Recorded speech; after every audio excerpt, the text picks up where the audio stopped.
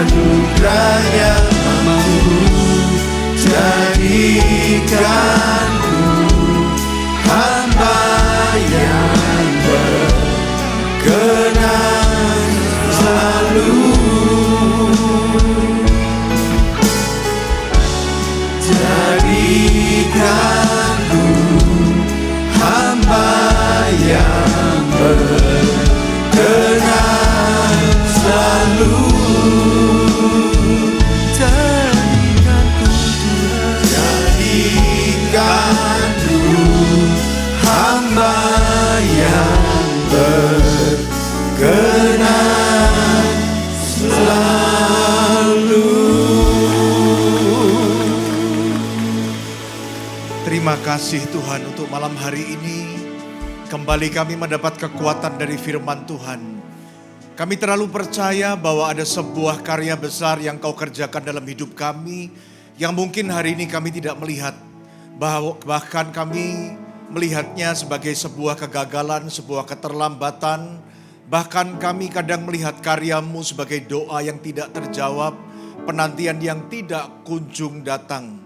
Tapi biarlah pada malam hari ini firman-Mu memberkati kami, memberikan kami kekuatan untuk kami tetap percaya bahwa melalui kesukaran ini di depan ada sesuatu yang nanti akan kami lihat bahwa karya-Mu terlalu besar untuk kami. Terima kasih di dalam nama Tuhan Yesus kami mengucap syukur. Haleluya. Amin. Bapak Ibu dipersilakan untuk duduk. Tolong judul khotbahnya ditampilkan. Saudara, saya mau sharing firman Tuhan pada malam hari ini, judulnya adalah kelak. Kelak itu nanti, Bapak Ibu. Tapi bukan nanti, maksudnya minggu depan enggak ya. Kalau kelak itu lebih berbicara mungkin 10, 20, 30, 40 tahun ke depan, panjang kalau kelak. Nah saudara lihat itu ada gambar tangan kan Bapak Ibu. Gambarnya kan begini nih. Dalam situasi apa sih Bapak Ibu kita tangan kita begini? Kalau menurut saya dalam situasi ketika semuanya sudah menjadi jelas. Kita tangan kita begini tuh, oh ternyata begini saudara. Jadi semuanya jadi nyambung juga begitu. Nah saudara, apa itu artinya kelak dengan gambar tangan? Artinya begini, ketika Allah turut campur tangan dia berkarya dalam hidup kita, percayalah hari ini kita tidak bisa pahami, bahkan kita tidak bisa lihat, tetapi nanti kelak nanti semuanya akan menjadi jelas untuk kita semua. Kenapa seperti itu? Yang pertama saya ajak Bapak Ibu untuk melihat tentang beda antara rancangan Tuhan dengan rancangan kita di dalam Yesaya 55 ayat 8 sampai 9.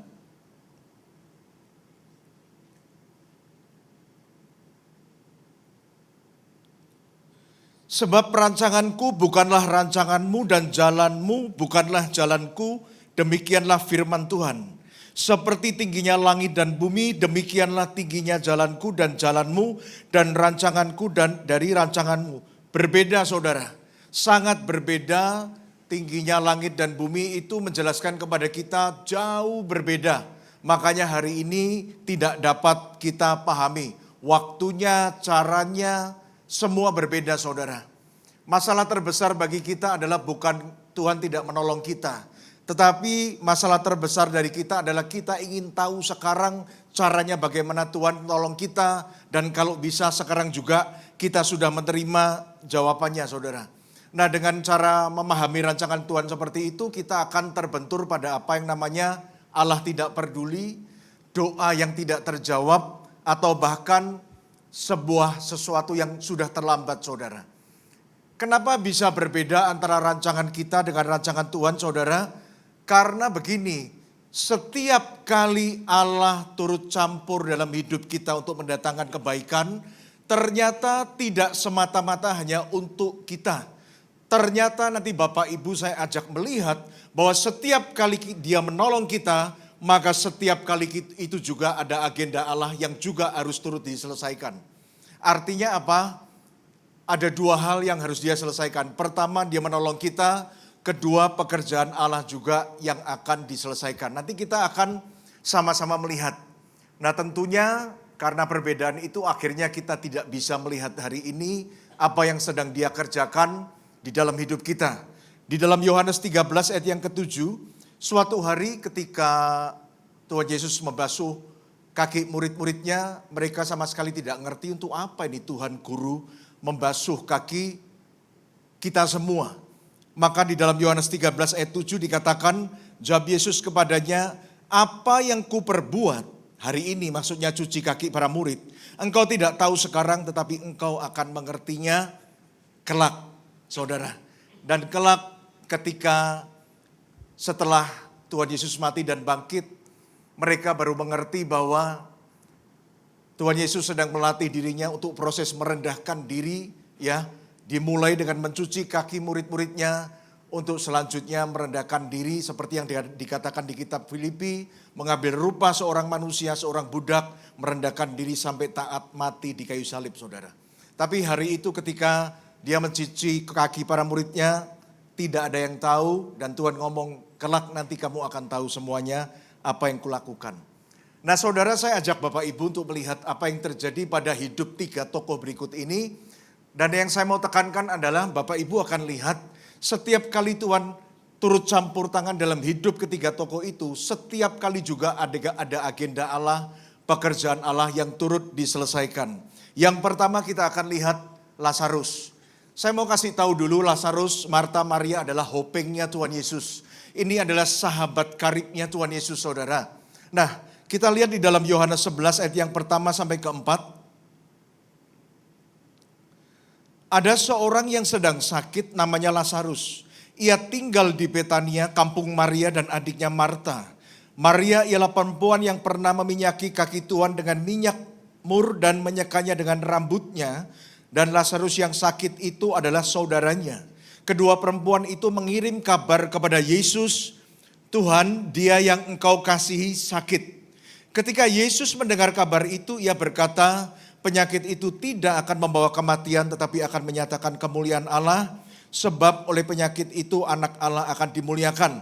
Nah saudara, saya akan ajak cara berpikir menyikapi cara yang berbeda antara Tuhan Yesus dan Maria dan Marta tentang sakitnya Lazarus, saudara. Ternyata Maria dan Marta itu punya pikiran yang berbeda dengan Tuhan Yesus menyikapi sakitnya Lazarus. Marta itu berpikir begini, ini sakit keras ini, Lazarus ini hampir mati. Makanya dia sangat ingin bahwa Tuhan Yesus itu segera datang. Karena penyakit ini sangat mendesak. Kalau Tuhan gak tanganin ini akan mati, saudara. Nah tetapi berbeda apa yang Tuhan pikirkan tentang penyakit Lazarus, kita lihat pada ayat yang ke-6, Yohanes 11 ayat yang ke-6. Namun setelah didengarnya bahwa Lazarus sakit, ia sengaja tinggal 2 hari lagi di tempat di mana ia berada. Jadi waktu itu Yesus ada di tempat lain, saudara. Dan penyakitnya Lazarus ini menurut Marta mendesak untuk ditangani. Tidak boleh ditunda, tapi menurut Yesus gak apa-apa, ditunda aja beberapa hari gak apa-apa. Seolah Tuhan tidak peduli, saudara. Itu perbedaan cara pikir yang pertama. Saya ajak Bapak Ibu untuk melihat perbedaan cara pikir yang selanjutnya. Nah ketika Tuhan Yesus gak datang, saudara, itu Maria dan Marta itu sedih. Sedih sekali karena begini loh. Katanya ini orang yang dikasihi, Lazarus ini dikasihi oleh Tuhan. Tetapi kenapa sakit itu dia tidak pulang, saudara. Dan mereka bersedih, saudara. Maria dan Marta ini bersedih atas sikapnya Tuhan Yesus. Nah saya mau ajak Bapak Ibu untuk melihat apa pendapat Tuhan Yesus tentang dia tidak datang langsung ke tempat Lazarus itu sakit. Kita lihat di dalam kitab Yohanes 11 ayat yang ke-15. Yohanes 11 ayat 15. Yesus ngomong begini, tetapi syukurlah aku tidak hadir pada waktu itu. Loh Bapak Ibu, malah bersyukur bahwa dia tidak ada pada waktu itu. Sebab dengan demikian lebih baik bagimu supaya kamu dapat belajar percaya, marilah kita sekarang pergi kepadanya. Dan tahukah Bapak Ibu bahwa ketika Yesus ngomong marilah kita sekarang pergi kepadanya, itu Lazarus sudah meninggal. Tuhan Yesus tahu, saudara. Jadi saudara lihat cara yang berbeda, respon yang berbeda antara Maria dan Marta menghadapi sakitnya Lazarus dengan Tuhan Yesus menghadapi sakitnya Lazarus. Dan yang terakhir saudara, ketika Tuhan Yesus datang ke tempat Lazarus itu, Lazarus sudah mati. Dan respon Maria dan Marta adalah terlambat. Sebetulnya untuk apa Tuhan menyusah-nyusahkan diri untuk datang. Hal itu dapat kita lihat pada ayat yang ke-21, Yohanes 11 ayat 21. Maka kata Marta kepada Yesus, Tuhan, sekiranya engkau ada di sini, saudaraku pasti tidak mati. Bagi dua orang ini kedatangan Tuhan adalah sebuah keterlambatan. Tetapi bagi Yesus itu adalah waktu yang tepat, saudara. Karena apa? Karena turut campurnya Tuhan untuk penyakitnya Lazarus bukan hanya untuk kebaikan Marta, Maria, dan Lazarus. Tetapi untuk sebuah pekerjaan Tuhan juga yang harus diselesaikan. Saudara ingat tadi pada ayat yang keempat, coba tolong ditampilkan pada ayat yang keempat.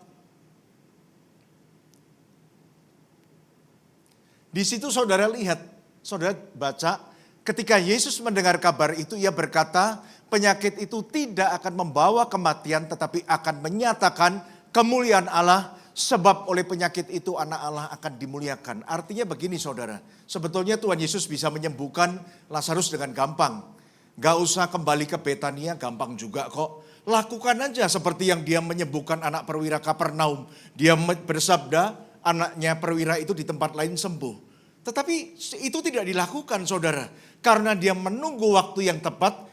Untuk apa? Saudara, setelah Lazarus mati, untuk supaya nama Allah itu dipermuliakan. Ini sebuah pekerjaan dan nama Allah tidak dapat dipermuliakan kalau Tuhan Yesus hanya menyembuhkan Lazarus. Apanya yang dipermuliakan Allah ketika Yesus menyembuhkan Lazarus? Orang akan ngomong, ya tabib juga bisa, apa sih istimewanya? Dukun juga bisa sembuh. Dukun juga bisa kasih berkat. Manusia juga bisa kasih berkat. Makanya Bapak Ibu saya mau ngomong begini loh. Mengingatkan kita semua. Jangan memperkenalkan Tuhan Yesus kepada orang lain. Hanya sebatas dia bisa menyembuhkan dan memberkati. Saudara, itu nama Tuhan tidak akan pernah dipermuliakan. Dan orang yang saudara ngomong begitu, mereka akan ngomong, aku ke dokter juga sembuh, kenapa ada masalah apa harus terima Yesus dan Yesus masuk Kristen? Aku sakit, aku ada duit, ke dokter sembuh. Saudara, ke dukun juga sembuh, bisa. Dukun, setan kasih berkat juga bisa. Makanya hari ini saudara harus lihat bahwa kita lihat dari kasus Lazarus ini, Allah itu hanya bisa dipermuliakan ketika Yesus melakukan yang tidak dapat manusia lakukan. Yaitu apa? Bukan hanya menyembuhkan, tapi memberikan kebangkitan saudara. Makanya konteksnya adalah pada waktu Yesus datang, sebetulnya bukan untuk mengabulkan doa Maria dan Marta yang hanya sebatas minta Lazarus disembuhkan. Tetapi dia datang untuk sebuah pekerjaan Allah yang lebih besar, supaya manusia tahu bahwa dia bukan hanya bisa menyembuhkan, tetapi dia adalah Allah yang bisa memberikan kebangkitan dan keselamatan.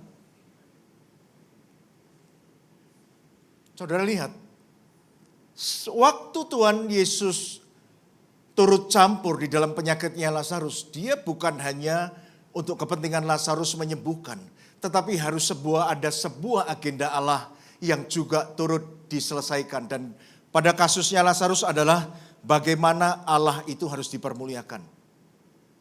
Yang kedua adalah Zakaria dan Elisabet saudara. Kita lihat dalam Lukas 1 ayat yang ke-5 sampai yang ke-7. Pada zaman Herodes Raja Yudea adalah seorang imam, perhatikan Bapak Ibu, imam, hamba Tuhan pendeta yang bernama Zakaria dari rombongan Abia. Istrinya juga berasal dari keturunan Harun namanya Elisabet. Keduanya adalah benar di hadapan Allah dan hidup menurut segala perintah. Dia benar, gak ada cacatnya sedikit pun. Hidup menurut segala perintah dan ketetapan Tuhan dengan tidak bercacat. Bapak Ibu perhatikan. Tetapi mereka tidak punya anak sebab Elisabet mandul dan keduanya telah lanjut umurnya. Saudara, pada masa itu, mandul itu hal yang serius loh saudara. Karena itu dianggap sebagai kutukan dari Tuhan untuk orang yang berdosa. Nah, kenapa bisa timbul pandangan seperti ini? Sebetulnya dimulai pada waktu zamannya Abraham. Pada suatu hari Abraham bawa istrinya Sarah ke suatu tempat. Dan di situ Abimelek raja tempat itu melihat kecantikan Sarah, dia mau memperistrikan Sarah. Dan Abraham ngomong itu adiknya. Malamnya Tuhan ngomong begini. Dia mimpi kepada Abimelek. Dan Tuhan ngomong, kamu kalau ngambil istri orang ini, seluruh perempuan di negerimu akan kubikin mandul. Nah, dari situlah timbul sebuah pemahaman bahwa mandul itu adalah akibat hukuman dari Tuhan.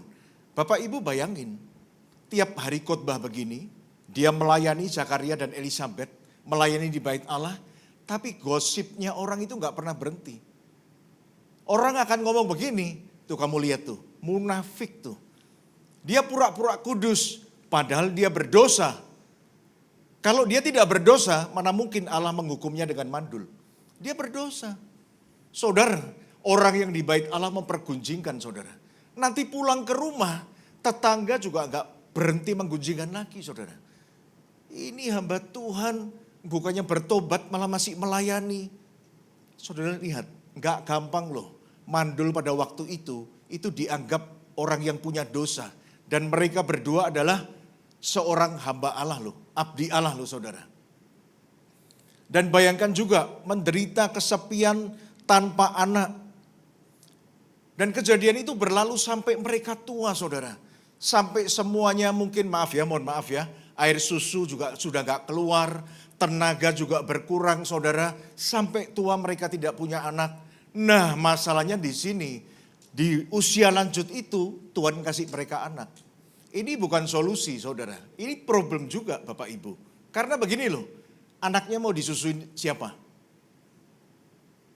Elisabet air susunya sudah gak keluar loh saudara. Dan Zakaria terlalu capek untuk ngikutin kemana-mana nanti anaknya itu jalan saudara. Bapak Ibu bisa bayangin tetangganya ngomong apa? Lo ternyata punya cucu loh. Terus anaknya kapan lahir kok dia bisa langsung punya cucu? Saudara, ini gosip yang gak berhenti-berhenti untuk seorang hamba Tuhan. Dan yang mengerikan lagi, sebentar lagi anaknya yatim piatu saudara. Karena apa? Zakaria dan Elisabet usianya sudah lanjut.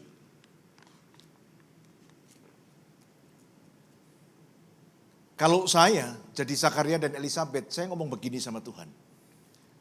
Tuhan, berarti Tuhan kan sanggup kasih kita anak toh, sanggup kan?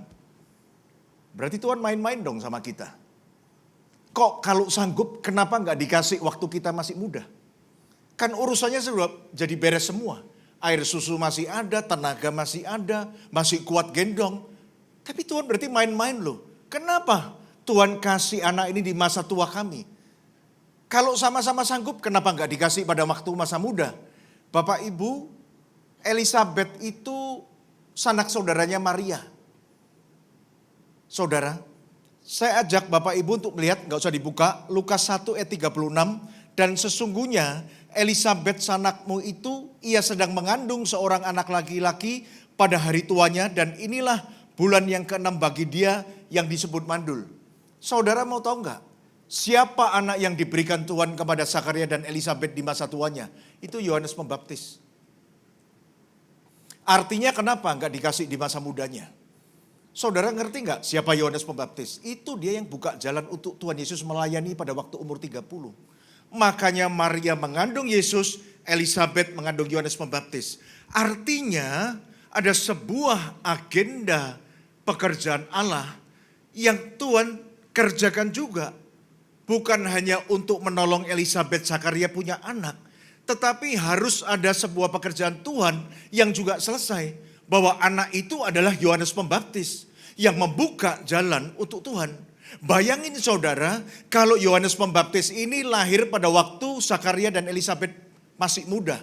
Maka ketika Yesus umur 30 mau melayani, tentulah Yohanes Pembaptis itu sudah engkong-engkong saudara. Sudah gak mungkin kuat teriak-teriak di hutan, bertobatlah kerajaan Allah sudah dekat. Tidak mungkin saudara. Makanya kelahirannya itu harus dicocokkan dengan Tuhan Yesus saudara. Jadi bukan berarti dia sengaja berbuat tidak baik kepada Zakaria dan Elisabet. Bukan. Karena apa? Kelahiran anaknya ini harus dicocokkan dengan kelahiran Yesus. Makanya di dalam Lukas 1 ayat 17, coba kita akan lihat.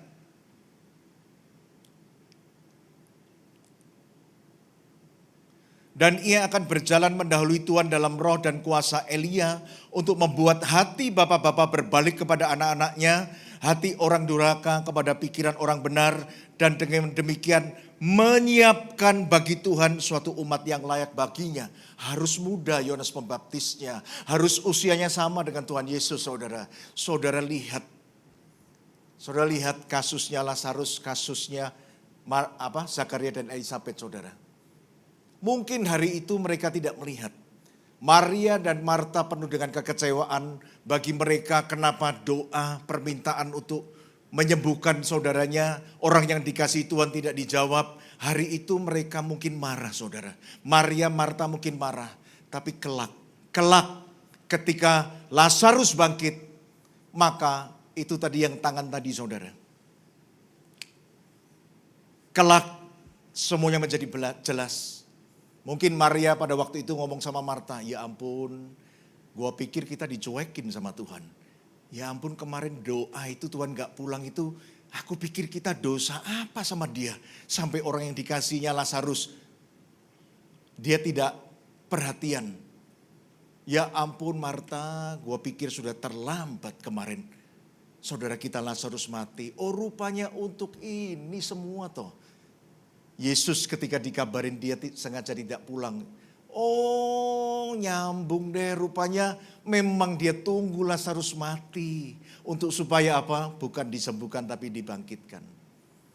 Saudara, berpuluh-puluh tahun Zakaria dan Elisabet tidak mengerti apa yang terjadi pada dirinya. Tapi kelak ketika Yohanes sudah besar dan dia buka jalan untuk Yesus, maka semuanya menjadi jelas semua. Semuanya menjadi nyambung, berbagai macam pertanyaan, perakiraan-perakiraan yang tidak bagus terhadap Tuhan, pertanyaan-pertanyaan yang tidak terjawab. Ketika Yohanes Pembaptis buka jalan untuk Tuhan Yesus melayani, semuanya terjawab. Oh rupanya ini topa. Kenapa kita nggak dikasih anak pada usia muda kita? Rupanya anak kita ini kan Yohanes Pembaptis. Memang harus seumur dengan Tuhan Yesus, Pak.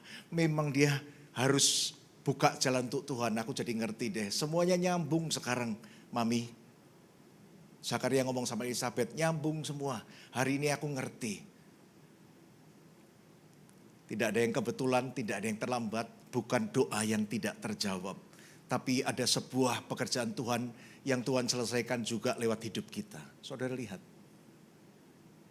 Apa yang dialami Maria dan Marta, apa yang dialami Zakaria dan Elisabet. Kelak semuanya itu akan menjadi jelas semua, saudara. Hari ini kita nggak ngerti. Mungkin hari ini kita sama, Bapak Ibu. Kita juga ada di satu tempat yang namanya doa yang tidak terjawab. Mungkin hari ini kita juga ada sebuah penantian yang sampai kita pikir kita ini dosa apa. Tiap hari masalah tambah buruk, tambah buruk, tambah buruk. Tapi percayalah Bapak Ibu, Allah turut bekerja dalam hidup kita dan waktu dia menolong kita, kadang rencananya tidak sama dengan rencana kita. Karena apa? Ada sebuah pekerjaan Allah juga yang sedang dia kerjakan lewat hidup kita. Yusuf, coba saudara lihat Yusuf. Baru dikasih visi loh jadi pemimpin loh. Besoknya masuk sumur saudara. Besoknya dijual sebagai budak. Besoknya lagi di istana Potifar, saudara. Dan besoknya dia di penjara loh. Dia masuk sumur umur 17. Dia jadi orang nomor 2 di Mesir umur 30.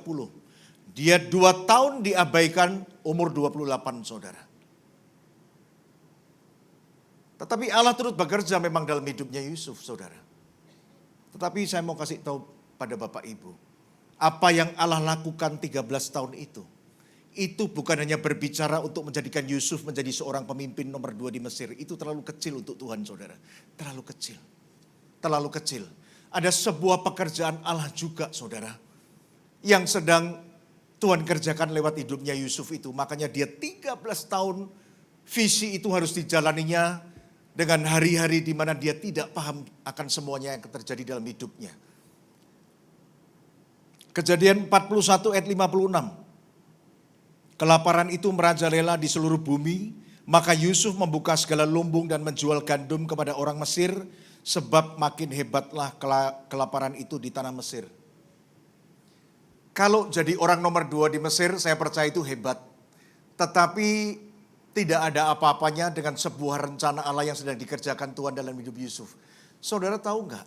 Ini kalau Yusuf bukan yang jadi orang nomor 2 di Mesir, maka kakak-kakaknya dan papahnya dan seluruh orang Israel itu akan mati semua. Dan berarti apa? Satu hal, Yesus tidak akan lahir. Karena disitulah keturunan itu datang, saudara. Jadi Yusuf, Tuhan itu sedang memakai Yusuf. Ditunggu sampai 13 tahun, saudara. Untuk sampai terjadi Fir'aun itu bermimpi, saudara. Makanya yang menarik begini, waktu dia masuk ke dalam penjara, umur 28, di situ ada juru minuman dan juru roti. Dan Yusuf menafsirkan mimpi dua orang itu. Kepada juru roti Tuhan Yesus ngomong kamu besok digantung. Kepada juru minuman Tuhan Yusuf ngomong kamu besok akan dipakai lagi. Dan itu memang betul, juru roti digantung, juru minuman dipakai. Tetapi sebelumnya Yusuf ngomong sama juru minuman, kamu nanti kalau sudah dipakai raja, kamu jangan lupa loh. Kamu ceritakan loh tentang nasibku di penjara ini, aku tidak bersalah, aku difitnah, tolong. Saudara, begitu dipakai Tuhan lagi, juru minuman itu melupakan Yusuf selama 2 tahun. Apakah kebetulan? Tidak. Kenapa 2 tahun? Karena ditunggu memang pada waktu Firaun bermimpi dan dia bermimpi 7 lembu yang gemuk, 7 lembu yang kurus. Dan di situ juru minuman diingatkan, saya percaya itu Tuhan pakai juga. Setelah semua juru mimpi di negeri itu tidak bisa menafsirkan mimpi raja, juru minuman ingat, karena ada seorang anak muda yang dulu menafsirkan mimpiku juga. Dipanggil dan di situ Yusuf menafsirkan, Tuanku Raja akan ada 7 tahun masa kelimpahan. Dan pada waktu itu 7 tahun masa kelimpahan itu saudara, dia menyuruh Firaun untuk menyimpan semua gandum-gandum di lumbung saudara. Dan kemudian 7 tahun kelaparan dan itu melanda seluruh dunia saudara. Dan itu kalau tidak ada Yusuf yang ditempatkan Tuhan pada umur 30 di istana, tepat ketika raja bermimpi, bangsa Israel akan habis semua. Karena itu adalah krisis kelaparan saudara. Krisis pangan global pada waktu itu. Bapak Ibu, kalau saya lihat ini amazing sekali Bapak Ibu. Apa yang Tuhan kerjakan pada Lazarus, Sakaria, Elizabeth dan Yusuf ini saudara. Itu ternyata adalah karya Allah yang tidak dapat dipahami pada awal-awal Allah bekerja dalam hidup mereka. Tetapi kelak semuanya itu menjadi jelas bagi mereka. Dan saya percaya Yusuf akan juga ngomong, rupanya aku masuk sumur ini seperti ini. Rupanya aku dijual sebagai budak. Rupanya aku masuk penjara. Rupanya kenapa aku jadi ngerti. Kemarin aku udah mau marah sama juru minuman. Dia lupakan aku 2 tahun. Ternyata bukan dia kelupaan, semuanya memang sudah harus begitu. Aku memang harus ada di penjara 2 tahun sampai umurku 30 dan nunggu raja bermimpi tentang 7 lembu yang gemuk dan kurus itu saudara. Kelak semuanya akan jelas untuk kita semua. Hari ini kita nggak ngerti saudara. Dan Bapak Ibu yang menariknya lagi, ada lagi yang menarik saudara. Ada lagi yang menarik. Ternyata ketika Allah turut berkarya dalam hidup kita, bukan hanya menyelesaikan masalah kita. Tetapi saudara lihat kan juga ada sebuah agenda Allah yang sedang dia kerjakan. Ada satu lagi saudara. Ternyata dia sedang menyiapkan sesuatu yang tidak pernah kita pikirkan. Sesuatu yang melampaui jauh daripada pengharapan kita. Sesuatu yang tidak pernah timbul di hati. Saya ajak Bapak Ibu untuk lihat ayatnya. 1 Korintus 2 ayat yang ke-9. Tetapi seperti ada tertulis, apa yang tidak pernah dilihat mata dan tidak pernah didengar oleh telinga dan yang tidak pernah timbul di dalam hati manusia, semua yang disediakan Allah untuk mereka yang mengasihi Dia. Maria Marta gak pernah berharap selain daripada kesembuhan. Itu yang timbul dalam pikiran mereka. Itu yang mereka doakan.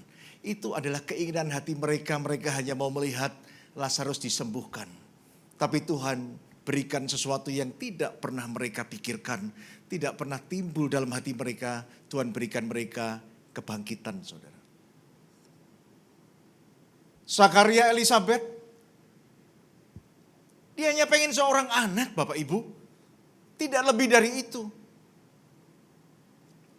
Tetapi saudara lihat, Tuhan memberikan apa yang tidak pernah mereka pikirkan. Bukan anak biasa yang mereka berikan kepada Zakaria dan Elisabet. Tuhan berikan bukan anak biasa. Seorang nabi terbesar Tuhan berikan kepada dua orang yang taat kepada Tuhan ini. Saudara, berikan tepuk tangan dulu buat Tuhan. Gak pernah terlintas, gak pernah terpikirkan, gak pernah timbul dalam hati. Seorang nabi terbesar, Yohanes Pembaptis, diberikan kepada Zakaria dan Elisabet. Dan tahukah Bapak Ibu, Yusuf itu saudara, bukan hanya orang nomor 2 di Mesir.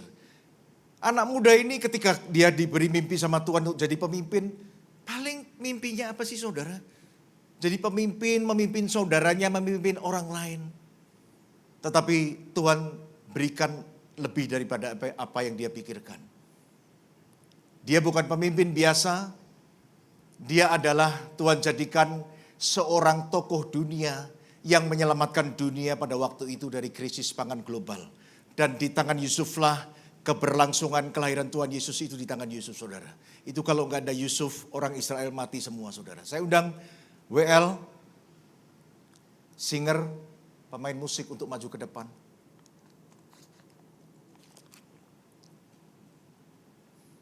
Ternyata yang kita sebut keterlambatan adalah sebuah perfect time untuk Tuhan. Waktu yang tepat untuk Tuhan.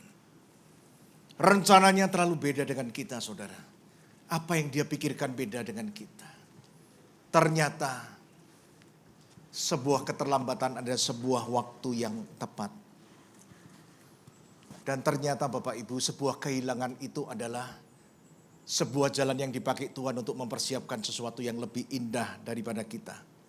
Saya percaya kok Bapak Ibu, hari ini kita semua, kita ada banyak sekali, kita kadang kecewa sama Tuhan, kita nggak memahami Tuhan, pikiran kita beda, rencana kita, sehingga ya itu tadi yang tadi saya ngomong di awal khotbah saya. Seringkali kita mau melihat semuanya di awal. Seringkali kita mau mengerti Tuhan melakukannya dengan cara apa.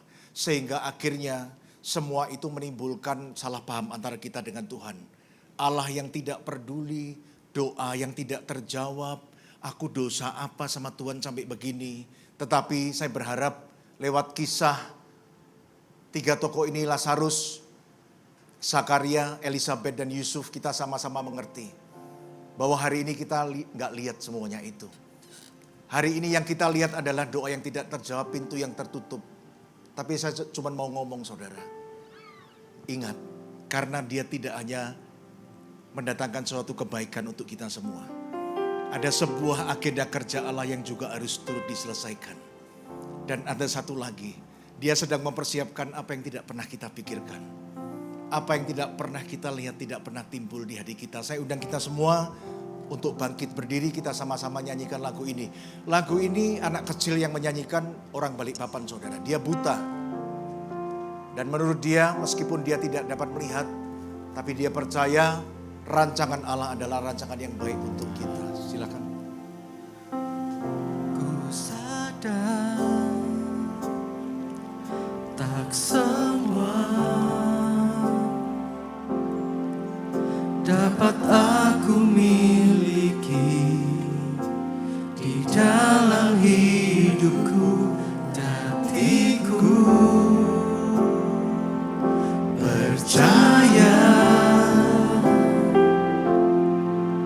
rancanganmu bagiku adalah yang terbaik. Walau ku tak dapat melihat semua rencanamu Tuhan, namun hatiku tetap memandang padamu. Kau tuntun langkah,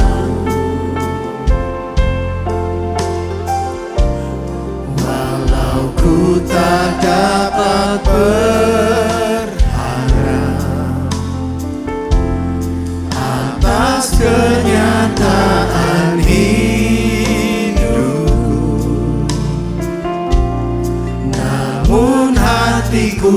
tetap memandang padamu, Kau ada untukku.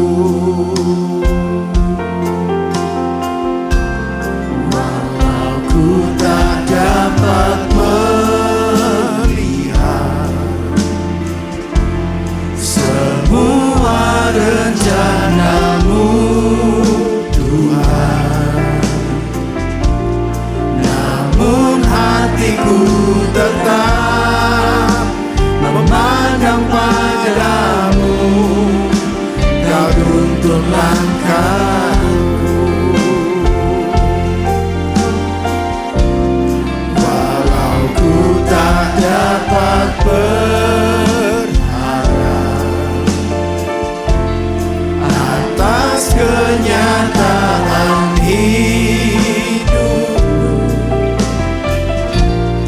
namun hatiku tetap memandang padamu, Kau ada untukku.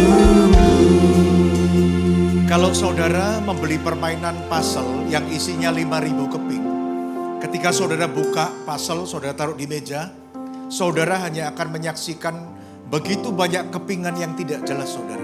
5.000 keping, saudara. Tidak ada gambar indah yang muncul ketika kotak itu dibuka.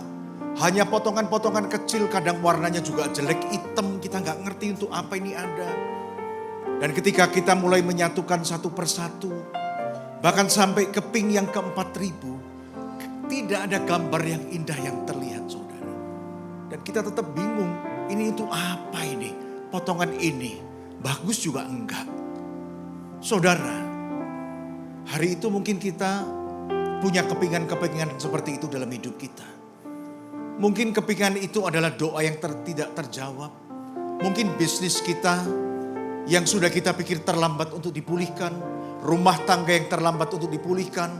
Mungkin kita pikir gak ada juga gunanya. Udah terlalu lama bertahun-tahun.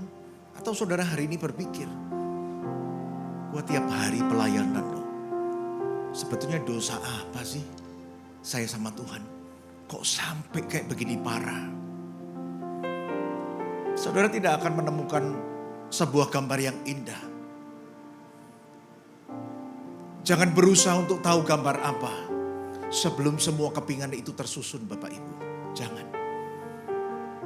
Jangan kita ingin tahu apa hasil, cara bagaimana Tuhan untuk mendatangkan sesuatu yang baik untuk kita. Izinkan tangannya meletakkan kepingan yang terakhir.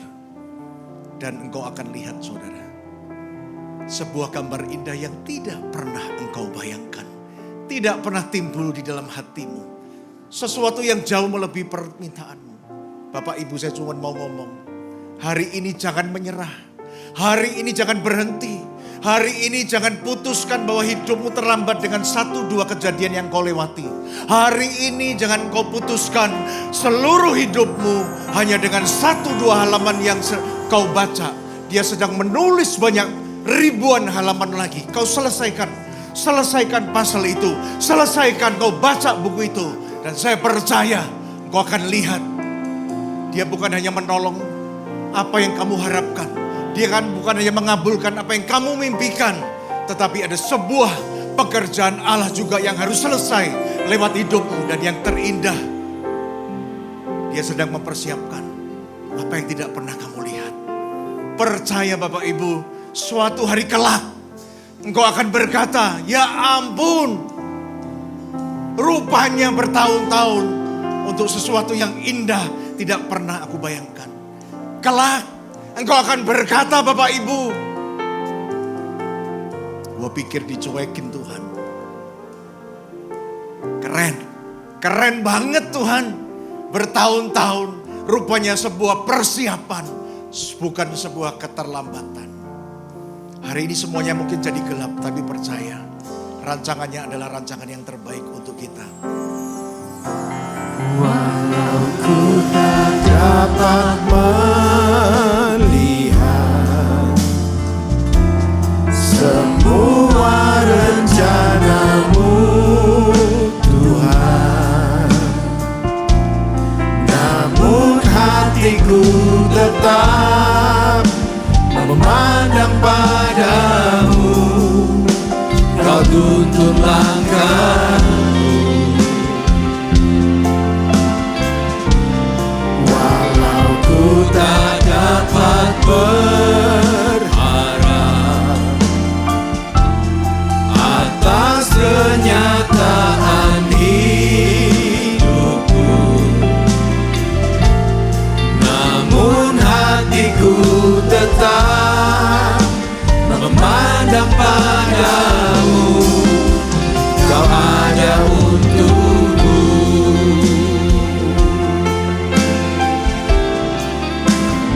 Hatiku tetap memandang padamu.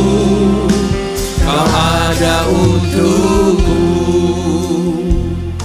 Bapa, kami bersyukur untuk setiap firman-Mu yang mengingatkan setiap kami dan meneguhkan setiap iman kami.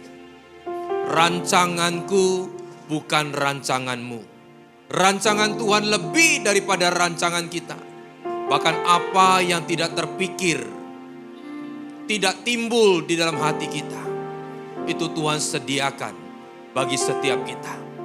Dan Tuhan menyediakan yang terbaik, yang tidak pernah kita pikirkan.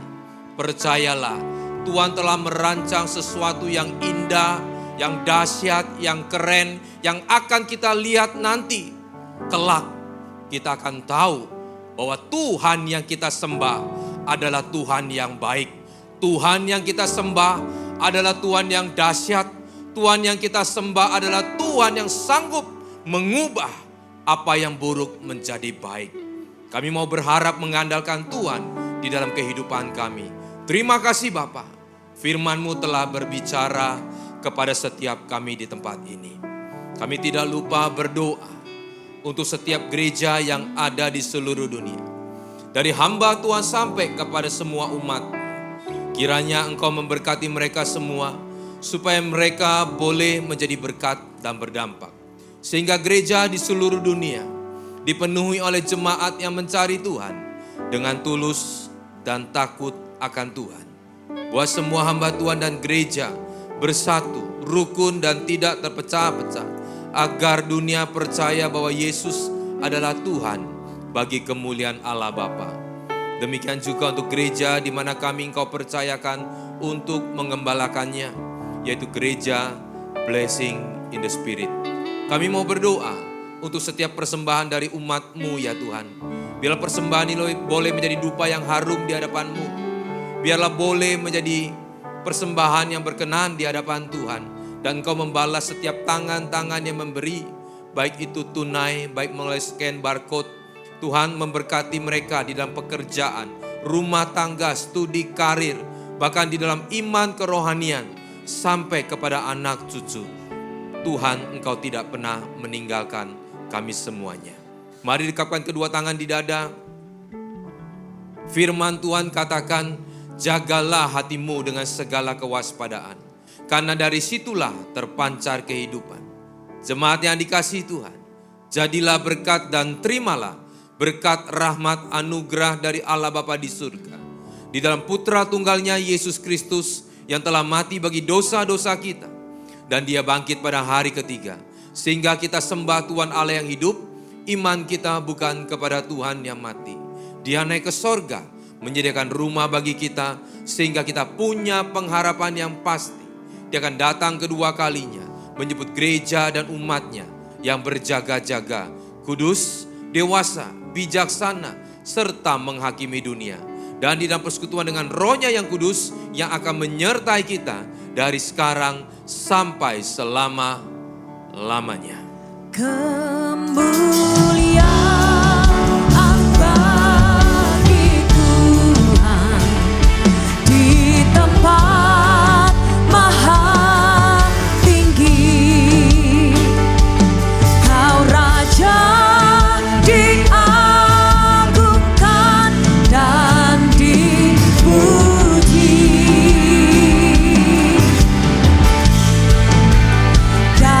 Datanglah kerajaan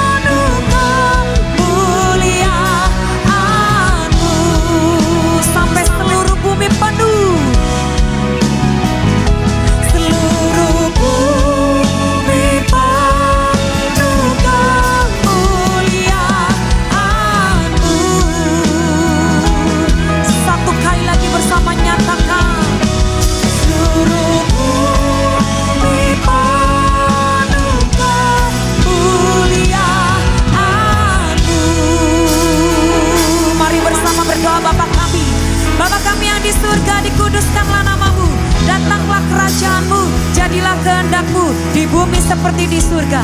Berikanlah kami pada hari ini makanan kami yang secukupnya, dan ampunilah kami akan kesalahan kami, seperti kami juga mengampuni orang yang bersalah kepada kami. Dan janganlah membawa kami ke dalam pencobaan, tetapi lepaskanlah kami daripada yang jahat. Karena Engkaulah yang mempunyai kerajaan dan kuasa dan kemuliaan sampai selama-lamanya. Percaya, katakan